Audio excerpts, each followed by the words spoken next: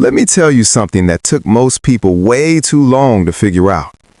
The reason you are struggling with money is not because you are lazy. It is not because you are not smart enough. It is not because you did not work hard enough. It is because you were taught to be excellent at building someone else's wealth, and nobody ever taught you how to build your own. That is not an accident. Let me explain. From the moment you started school, you were being prepared for one thing: to show up, to perform, to follow instructions, to be assessed. And if you did all of those things well enough, you got a job. And the job gave you a salary. And the salary felt like the answer. But here's what nobody explained about that salary. A salary is a trade. Your time for their money. And the moment you stop showing up, the money stops too. That is not wealth. That is a transaction. And transactions have to keep happening for the money to keep coming. Which means you are never actually free. You are just employed. There is a difference between income and wealth that most people never learn. Income is what comes in when you work. Wealth is what grows while you sleep. And the entire structure you were raised inside, school, job, salary, spend, repeat, is built around income, not wealth. So you spend 20 years getting better and better at earning income, and you wonder why the number in your bank account never really changes. It doesn't change because income without a strategy just becomes lifestyle. Here's what that looks like. You get your first job. The salary feels like a lot. You upgrade your life a little. New phone, better apartment, nicer clothes. Then you get a raise, and somehow the raise disappears within 3 months. Then a promotion, bigger salary, and still, at the end of the month, there's not much left. This is called lifestyle inflation, and it's one of the most silent and effective traps that exists, because it doesn't feel like a trap. It feels like progress. It feels like you're enjoying the results of your hard work, and you are, but what you're not doing is keeping any of it. Every time your income goes up and your spending goes up to match it, you reset yourself back to zero. And you do it voluntarily, without anyone forcing you, because the system around you is specifically designed to absorb every extra dollar you make. New product launches, subscription upgrades, better cars, bigger houses the moment you can afford the down payment, holidays that cost exactly as much as you saved. The economy is extraordinarily good at making sure that whatever you earn gets spent. And smart people are not immune to this. In fact, smart people are often worse at it because they can justify every purchase. They can explain why the upgrade makes sense. They can rationalize the expense in a way that feels completely logical. Intelligence does not protect you from lifestyle inflation. Awareness does. Now here's where it gets uncomfortable. Most people who are broke or close to broke are not there because they're irresponsible. They're there because they were never taught how money actually works. Think about what school taught you about money. Almost nothing. It taught you history, science, literature. It taught you how to pass an exam. It did not teach you what an asset is. It did not teach you the difference between good debt and bad debt. It did not teach you how compound interest works for you when you invest and against you when you borrow. It did not teach you how the wealthy think about money differently from the moment they receive it. That education gap is not a mistake. A population that understands money and builds wealth independently is harder to keep as a workforce. So the education was never designed to make you wealthy. It was designed to make you employable. And there is a significant difference. Here is how wealthy people think about money versus how most people think about money.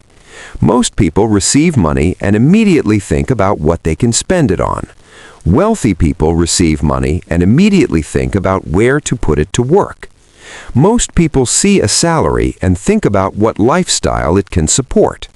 Wealthy people see the same salary and think about how much of it can become an asset. Most people buy things that make them look wealthy. Wealthy people buy things that make them more wealthy.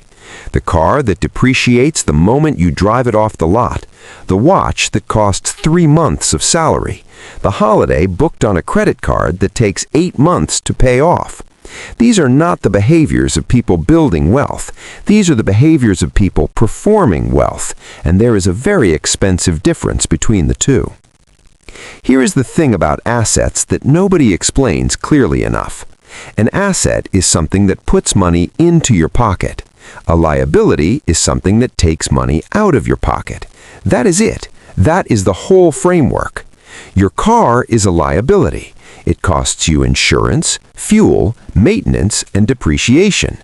Your house might feel like an asset, but if you were living in it and paying a mortgage, it is taking money out of your pocket every month, which makes it a liability too. An asset is a stock that pays dividends, a business that generates income without requiring your hours every day, a property that you rent to someone else, a skill that you monetize outside of your 9 to 5. Wealthy people accumulate assets. Most people accumulate liabilities and call it success. And here's the painful part. You can be intelligent enough to manage a $10 million project at work. You can solve complex problems that your entire team depends on. You can be the smartest person in every room you walk into and still go home to a bank account that makes you anxious. Because intelligence is not the variable. Financial literacy is. And financial literacy is not something you accidentally absorb. It has to be deliberately learned, usually outside of school, usually on your own time, usually without anyone pointing you in the right direction. Which means most people spend their entire working life applying enormous intelligence and effort to a financial strategy they never consciously chose.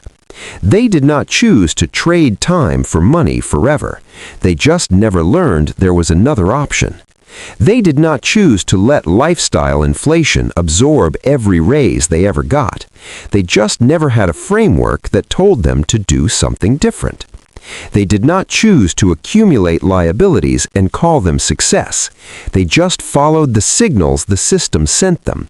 Nice car equals success. Big house equals success. Designer clothes equals success. And the system profits every single time you believe it. So what actually changes things? It starts with one decision, the decision to pay yourself first. Not the government, not the landlord, not the phone company. You first. Before any money gets spent, a portion goes somewhere it will grow. Not a savings account that pays you 1% while inflation eats 3%. Somewhere it will actually grow. The exact amount does not matter at first. What matters is the habit, the commitment, the non-negotiable nature of it. 10% of every paycheck before anything else gets touched. That is not a sacrifice. That is the beginning of a different relationship with money.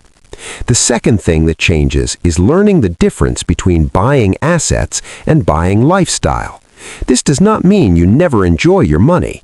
It means you enjoy it in a different order. Asset first, lifestyle second. If the asset you buy generates income, let that income pay for the lifestyle. That's how the equation changes. That's how people with average incomes build above-average lives over time. The third thing is understanding that time is the most powerful financial tool you have. Not intelligence, not income, time. Compound interest does not care how smart you are. It only cares how early you started and how consistently you continued. Someone who invests a small amount every month starting at 25 will almost always end up with more than someone who invests a large amount starting at 35. Not because they earned more, because they started earlier. And most people waste the most powerful years of compounding buying things that go down in value instead of things that go up. This is the real reason smart people stay broke. Not lack of effort, not lack of intelligence, not bad luck. The wrong education applied at the wrong level for too many years. You were taught to be excellent inside a system, but the system was never designed to make you free inside it. Freedom requires a different kind of education, one nobody gives you, one you have to go and get yourself. And the fact that you are watching this video means you have already started. That's not a small thing. Most people never question the system they are operating inside. They just keep working harder inside it and wondering why the result never changes. You're asking the question, and asking the question is always where it begins.